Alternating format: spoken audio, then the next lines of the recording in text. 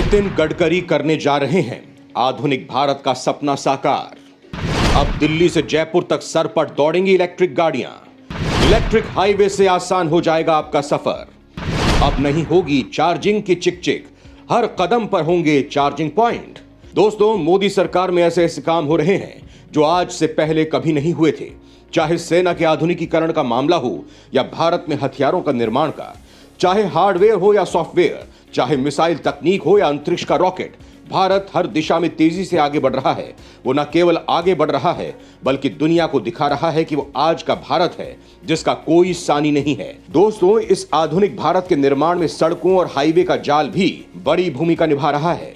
आज भारत में हर राज्य में बेहतर सड़क, राजमार्ग, हाईवे का जाल बिछा हुआ है। कनेक्टिविटी इतनी बेहतर हो गई है कि एक जगह से दूसरी जगह जाने का पता ही नहीं चलता। लगता है मानो हम विदेश में आ गए हों। ये सब हो पा रहा है मोदी सरकार में मंत्री नितिन गडकरी के कारण, जिन्होंने भारत को अमेरिका और ब्रिटेन से भी बेहतर बनाने की ठान ली है और जिसका नतीजा हमें दिख रहा है। लेकिन अब गडकरी जो कर रहे हैं वो अपने आप में एक मिसाल है, भारत के लिए कमाल है। जी हां, सही सुन रहे हैं आप, कुछ ऐसा ही कर रहे हैं परिवहन मंत्री नितिन गडकरी। बस कुछ महीनों का इंतजार है, फिर आपको अपने इलेक्ट्रिक गाड़ी को दूर लेकर जाने से पहले सोचना नहीं पड़ेगा। बस चाबी लगाइए और सरपट दौड़ जाइए।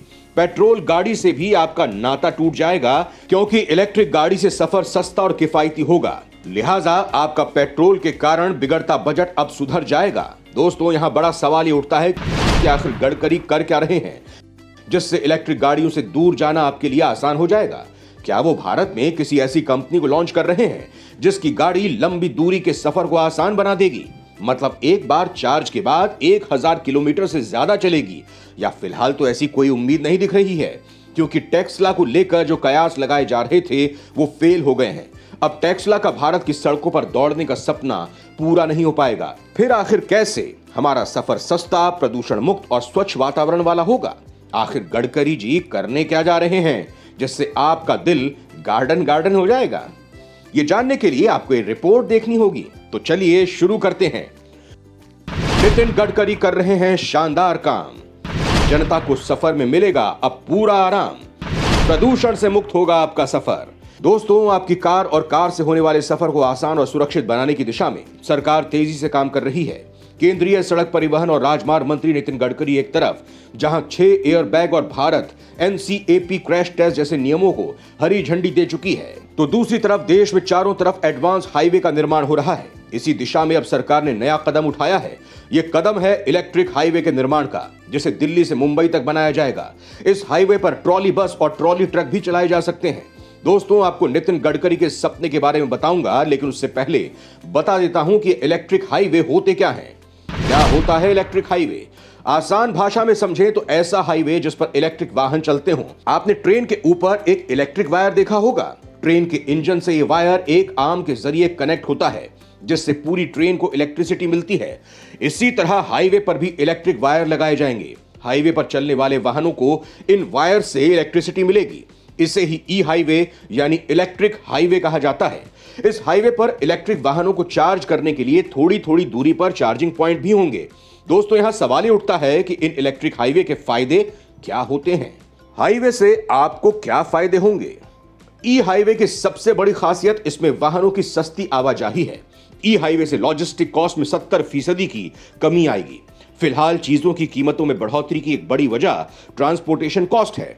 अगर ट्रांसपोर्टेशन कॉस्ट में कमी आएगी तो चीजें सस्ती हो जाएंगी। ये पूरी तरह इको फ्रेंडली होंगी। वाहनों को चलाने के लिए इलेक्ट्रिसिटी का इस्तेमाल किया जाएगा जो पेट्रोल डीजल के मुकाबले सस्ती होंगी और पर्यावरण के लिए भी कम हानिकारक होंगी। पेट्रोल डीजल पर से निर्भरता कम होगी। महंगे पेट्रोल डीजल की वजह से ट्रांसपोर्टेशन कॉस्ट भी बढ़ी है। साथ ही पेट्रोल डीजल पर्यावरण के लिए भी हानिकारक है। दोस्तों, जिस इलेक्ट्रिक हाईवे से हमें इतना फायदा है, आखिर वो काम कैसे करता है? ये भी एक बड़ा सवाल है, तो चलिए इसे भी समझ लेते हैं। दोस्तों, दुनिया भर में 3 अलग अलग तरह की टेक्नोलॉजी ई हाईवे के लिए इस्तेमाल की जाती हैं।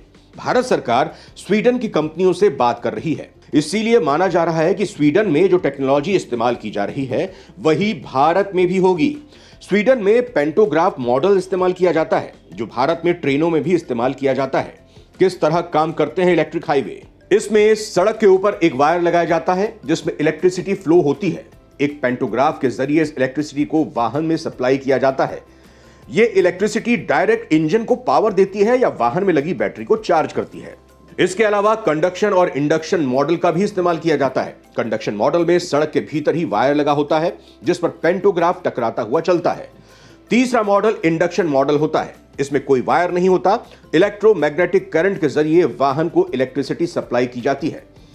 स्वीडन और जर्मनी में जो इलेक्ट्रिक वाहन इस्तेमाल होते हैं उनमें हाइब्रिड इंजन होता है, यानी वो इलेक्ट्रिसिटी के साथ साथ पेट्रोल डीजल से भी चल सकते हैं। स्वीडन, जर्मनी जैसे देशों में इनका इस्तेमाल लॉजिस्टिक ट्रांसपोर्ट करने के लिए किया जाता है। पर्सनल व्हीकल जैसे कार, जीप इलेक्ट्रिसिटी से चलती तो हैं, लेकिन उन्हें बैटरी से ऑपरेट किया जाता है। डायरेक्ट सप्लाई केवल ट्रक और पब्लिक ट्रांसपोर्ट के लिए इस्तेमाल हो रहे वाहनों में ही दी जाती है। अगर आपका पर्सनल व्हीकल इलेक्ट्रिक है तो आप इस हाईवे का इस्तेमाल कर सकेंगे। आपकी सुविधा के लिए हर थोड़ी दूरी पर चार्जिंग स्टेशन बनाया जाएगा जहां आप अपना वाहन चार्ज कर सकते हैं। दोस्तों, इस हाईवे से लाभ बहुत हैं, लेकिन इसे बनाना इतना आसान भी नहीं है। सबसे बड़ी चुनौती इंफ्रास्ट्रक्चर डेवलप करने की है। इलेक्ट्रिक हाईवे बनाने में क्या है परेशानियां? इलेक्ट्रिक हाईवे को बनाने का खर्च आम रोड के मुकाबले ज्यादा आता है। साथ ही शुरुआत में पूरे देश में ऐसे हाईवे का नेटवर्क खड़ा करना भी बड़ी चुनौती है। यह काम बेहद खर्चीला और इसमें समय भी ज्यादा लगता है। केवल इलेक्ट्रिक हाईवे बनाना ही काफी नहीं है। इलेक्ट्रिक हाईवे पर चलने के लिए इलेक्ट्रिक वाहन भी होने चाहिए। पेट्रोल डीजल से चल रहे वाहनों को इलेक्ट्रिक वाहनों से रिप्लेस करने में सालों लग सकते हैं। इलेक्ट्रिक वाहनों के लिए बैटरी बनाना अपने आप में एक जटिल टास्क है। इस प्रोसेस के दौरान कई तरह के खतरनाक केमिकल रिलीज होते हैं। इस्तेमाल के बाद भी ये पर्यावरण के लिए हानिकारक होती हैं। पर्यावरण कार्यकर्ता इस मुद्दे को कई बार उठा चुके हैं। साथ ही व्हीकल में लगी बैटरियां महंगी होती हैं। दोस्तों, यहाँ सवाल यह है कि जब इस हाईवे को बनाने में इतनी परेशानी है तो फिर ये किन किन देशों में अभी तक बनकर तैयार है? दुनिया के और किन किन देशों में है ई हाईवे?